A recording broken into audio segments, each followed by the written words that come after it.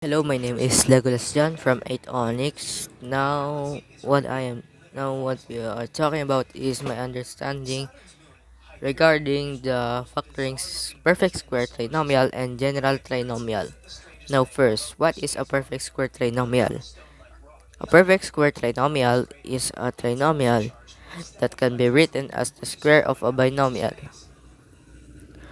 Recall that when a binomial is squared, the result is the square of the first term added to twice the product of the two terms. Now, ho- what are the steps in factoring perfect square trinomial? Step 1. Factor out the GCF if necessary. Step 2. Write each term as a perfect cube.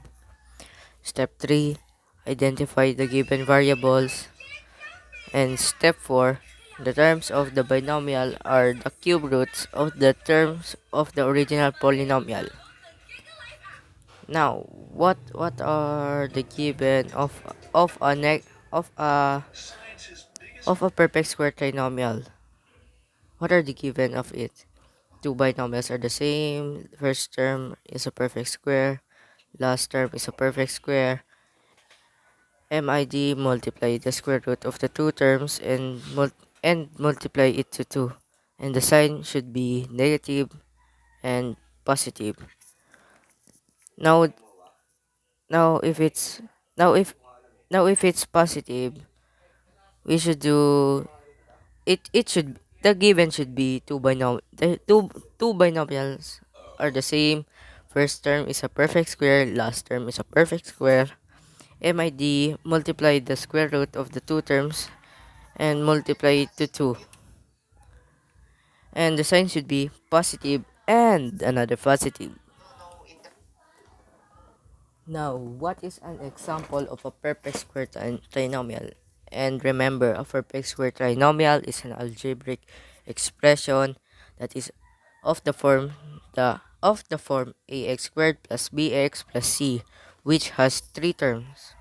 It is obtained by multiplication of a binomial with itself. For example, x squared plus 6x plus 9 is a perfect square polynomial obtained by multiplying the binomial open parenthesis x plus 3 close parenthesis by itself. Hello, not now. What is a general trinomial? A general quadratic trinomial is a trinomial of the form ax squared plus bx plus c, where a, b, and c are real numbers. Now, what is the steps for general trinomial, the AC method?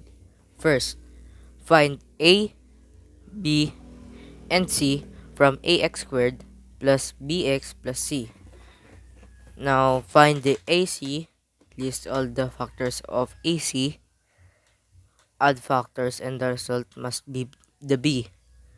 Perform factoring by grouping. Now, how do you find the general trinomial?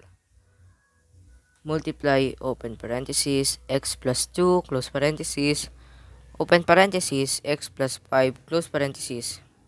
So let's go in reverse and factor the trinomial x squared plus 7x plus 10. The individual terms x squared, 7x, and 10 share no common factors, so look at the writing x squared plus 7x plus 10 as x squared plus 5x plus 2x plus 10. Now, what is an example of a general trinomial? Now, let's remember a trinomial is an algebraic equation composed of three terms and is normally of the form ax squared plus bx plus c equals 0, where b, and c are numerical coefficients. The number quote unquote a is called the leading coefficient and is not equal to 0. A is not equal to 0. For instance, x squared minus 4x plus 7 and 3x plus 4xy minus 5y are example of trinomials. Now, what does a general trinomial look like? The general form of trinomials with the leading coefficient of a is ax squared plus bx plus c. Sometimes the factor of a can be factored as you saw above. This happens when a can be factored out of all three terms.